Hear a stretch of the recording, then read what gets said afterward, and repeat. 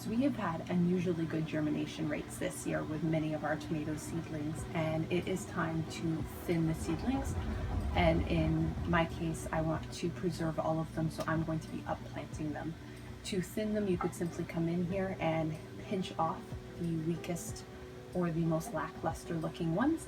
But because I want to save them, I'm going to be separating them, thinning them, and putting them each in their own individual containers.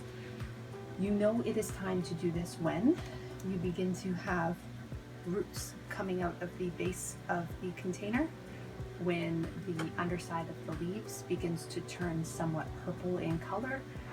That shows that they are now competing for nutrients in this container and that there is not enough to go around. And the other thing with tomatoes specifically that you want to look for is that they have a true set of leaves and they have moved beyond their original seedling, just baby leaves. Not all plants need to be thinned.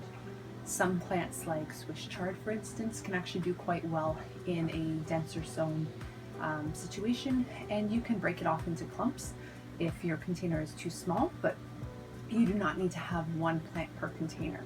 Something very unique about tomatoes in particular is that all of these little hairy elements along their stems will actually become roots.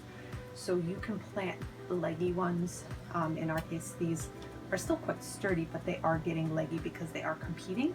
You can plant them quite deep into the new pot and actually make a more vigorous plant because they will begin to grow new roots along that length, where all of these, because the seeds were sown directly on top, there is less of the plant going into the soil structure.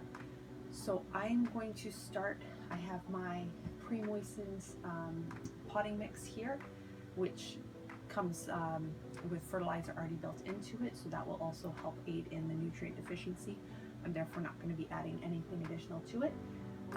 The way I will typically do this, a little bit in, I shake it down to the side of the container so that it will be exposed all the way down, and I put this all the way down at the base, and then I see, depending on the legginess of it, I have to remove those bottom leaves so that they are not buried underneath the soil, and then I can hold it there and simply add the rest of my soil within, and then pack it down lightly, and it is now a much shorter plant because all of that is going to become roots, which also makes it a more sturdy plant.